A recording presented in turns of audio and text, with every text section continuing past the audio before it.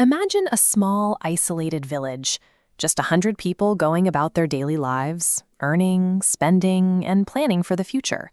In this village lives Ravi. He earns a bit more than he spends, and over the years he's managed to save 5 lakh rupees. But right now, that money is just sitting in a box under his bed.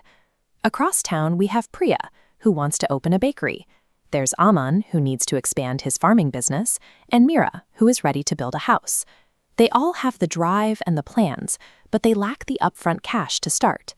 This diagram illustrates the core friction in this microeconomy. On one side, we have a pile of savings. On the other, we have blueprints and business ideas.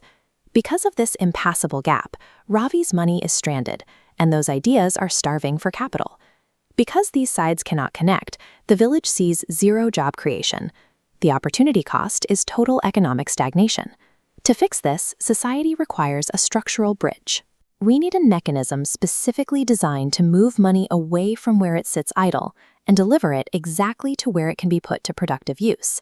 We call this vital bridge the financial system.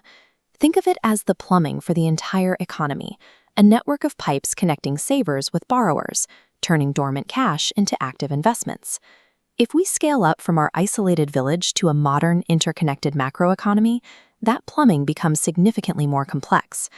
This network map shows the 4 primary participants required to make a modern economy function: households, businesses, governments, and financial institutions.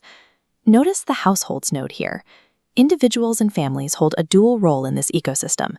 They are the primary suppliers of savings, sending capital outward, but they are also frequent borrowers, pulling capital inward for things like home mortgages and education. That outward flow of capital from households is largely absorbed by businesses and governments. They act as the heavy users of this money, utilizing it to fund massive infrastructure projects, hire workers, and expand industrial operations. But households rarely hand their savings directly to a corporation or a city planner. That is where financial institutions come in. Acting as a central router, commercial banks, mutual funds, fund companies catch that capital and dictate exactly how and where it flows between everyone else. This continuous routing process is what balances the supply and demand for capital across an entire society. Let's track the kinetic journey of a single deposit to see exactly how this routing mechanism operates on a micro level. Suppose a woman named Anita deposits 1 million rupees into her local bank account. This flowchart tracks that exact deposit. You can see Anita's money enter the bank node, but it doesn't sit in a vault. The institution instantly redirects this capital, transforming it into a loan package directed into a new business node for a borrower named Rahul, who wants to open a cafe.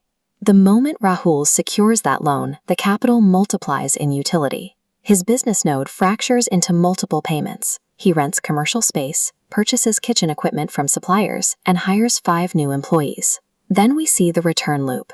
Anita earns interest on her initial deposit. Rahul generates a profit from his daily sales. And those 5 employees now earn wages that they will either save or spend, feeding capital right back into the system. When millions of these individual transactions occur simultaneously, a simple bank is no longer enough to manage the volume.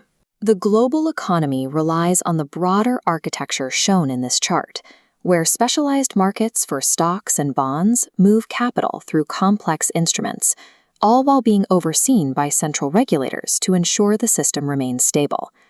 This scaling effect allows a single person's isolated savings to join a massive pool of capital, triggering broad expansion of businesses and infrastructure. Because this machinery operates mostly out of sight, people hold several major misconceptions about how the ecosystem actually generates value. For instance, many assume that banks create wealth themselves. In reality, banks only facilitate movement. True wealth is created by the tangible goods and services produced by borrowers when they put that capital to work. There is also a widespread belief that hoarding physical cash at home is a safe, beneficial financial strategy. But cash kept entirely out of the financial system acts as dead weight.